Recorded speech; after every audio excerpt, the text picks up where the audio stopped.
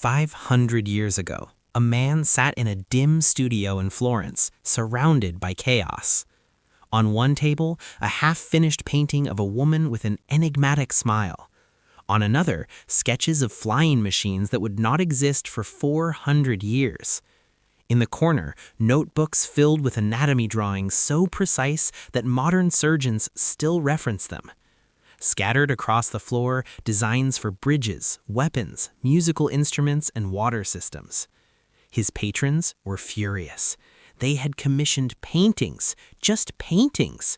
But this man could not stop wandering, could not stop exploring, could not stick to one thing no matter how much money or reputation was at stake.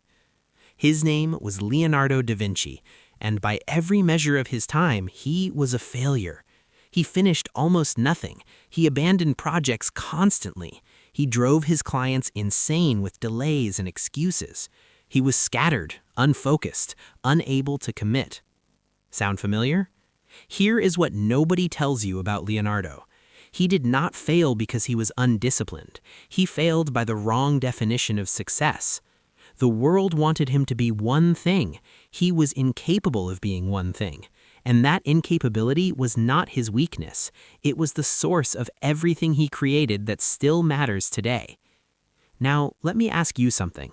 How many times have you felt like Leonardo in that studio? Not the genius part, the chaos part, the inability to choose one path and walk it to the end. How many careers have you considered seriously? 5? 10? How many times have you been deep into one field, successful even, and felt a pull towards something completely different? How many times have you sat across from someone, a parent, a mentor, a friend, and watched their face shift from support to concern as you explained that you were changing direction again? How many times have you told yourself that this time you would commit, this time you would be normal, this time you would pick a lane and stay in it like everyone else seems to do so effortlessly?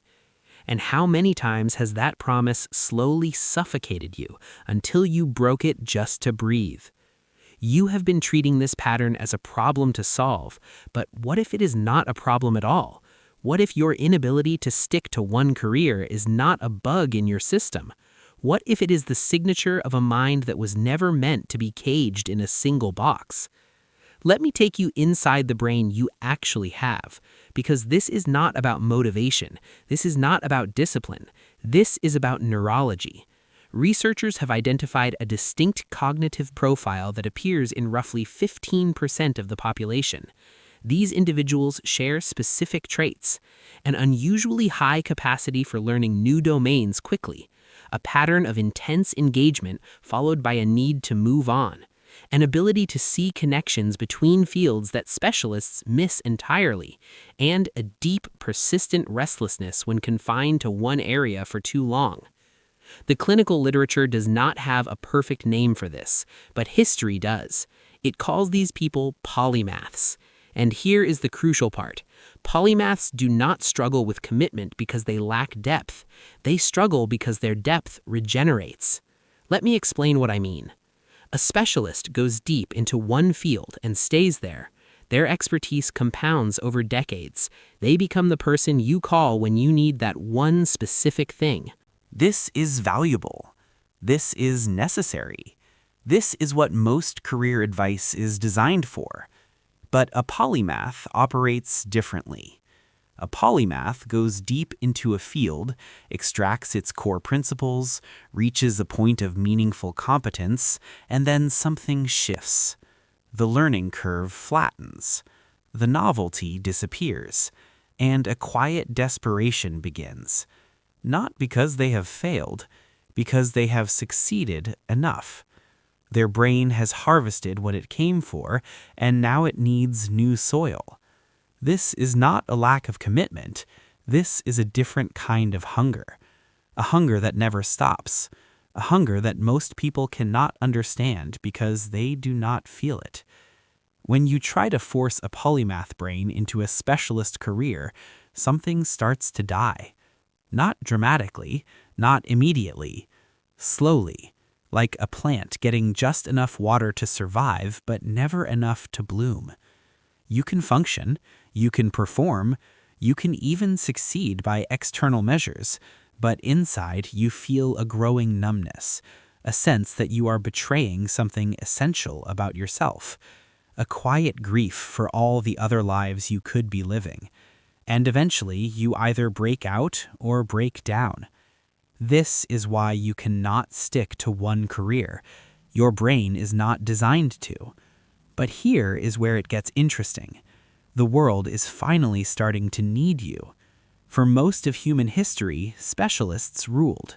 The economy was simple, industries were stable, you could master one craft and practice it unchanged for a lifetime.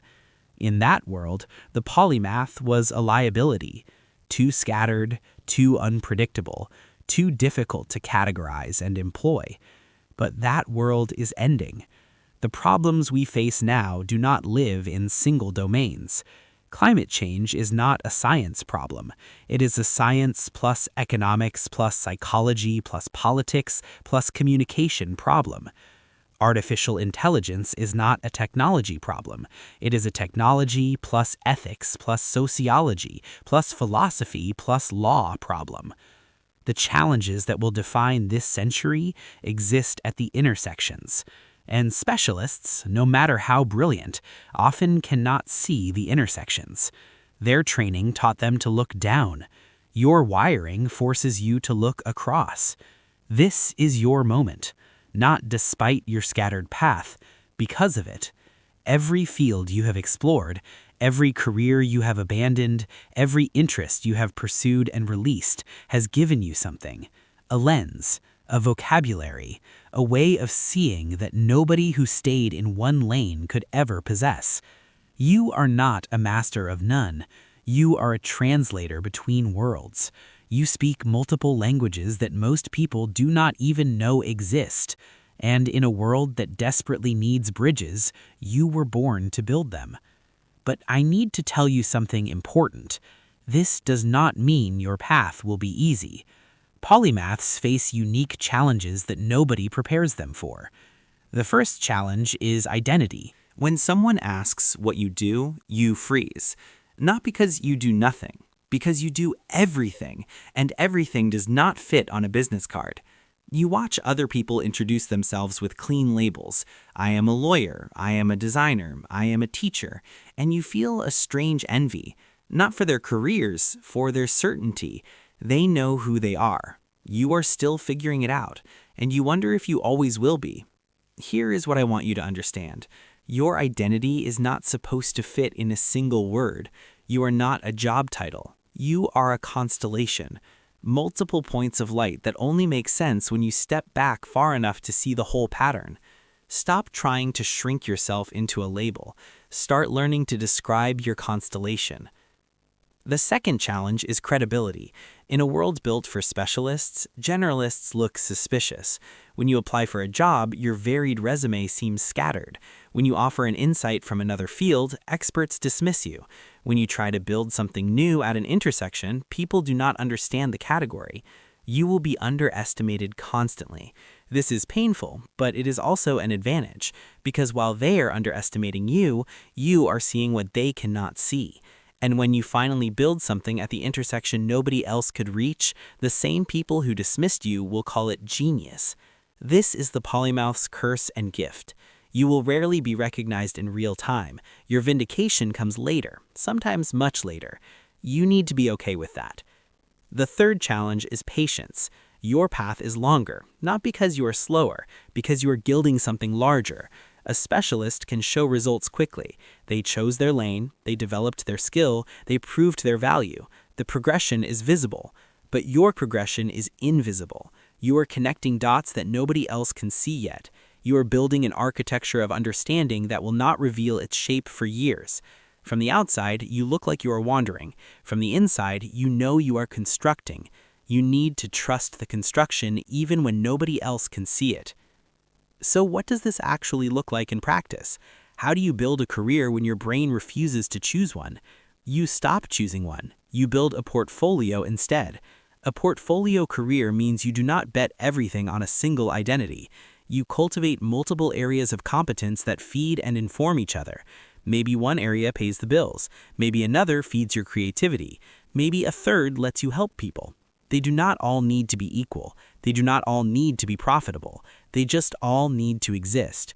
Because a polymath with only one outlet is a river with a dam. The pressure builds until something breaks. You need multiple channels for the water to flow. Second, you design for seasons, not decades. A specialist can plan their career in a straight line. You cannot. And you should stop trying. Instead, think in seasons. What am I building this season? What am I exploring this season? What am I resting this season? Give yourself permission to go deep for a year or two. Then give yourself permission to pivot. This is not flakiness, this is rhythm. Your career will not be a ladder, it will be a spiral, returning to similar themes from higher levels, adding new dimensions with each rotation. This is not a lesser path, it is a different one. Third, you document everything. Your explorations are not wasted when you move on. They are stored. The ideas you capture today might become crucial connections 5 years from now. The obscure knowledge you gain in one field might be the missing piece in another, but only if you remember it. Build a system to hold your insights, a place where your past selves can speak to your future self. This is your unfair advantage. Specialists forget what is outside their lane. You remember everything, if you let yourself. Here is what I want to leave you with.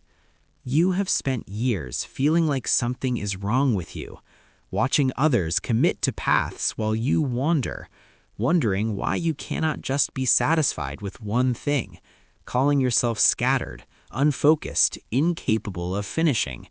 But you were never those things. You were a polymath before you had the word for it. You were following an ancient pattern that stretches back to Leonardo, to Franklin, to every restless mind that refused to be contained. You were not broken. You were just surrounded by people who could not see what you were building. And maybe you could not see it either. Until now. Your path will not look like theirs. Your resume will confuse people. Your trajectory will seem erratic. Your identity will keep evolving. And that's exactly as it should be. You were not meant to fit in their boxes. You were meant to build something at the intersection of all the boxes. Something new. Something only you could build. Something the world needs more than it knows. So stop apologizing for who you are. Stop trying to amputate parts of yourself to fit in. Stop waiting for permission to explore. The permission is yours. It always was. Leonardo died with notebooks full of unfinished ideas, and 500 years later, we are still learning from them. His inability to commit to one thing is the reason we remember him at all. Not as a painter, not as an inventor, not as a scientist. As someone who saw the whole picture when everyone else only saw pieces. That's the legacy of a polymath, and it's waiting for you too, if you have the courage to stop shrinking and finally start becoming everything you are.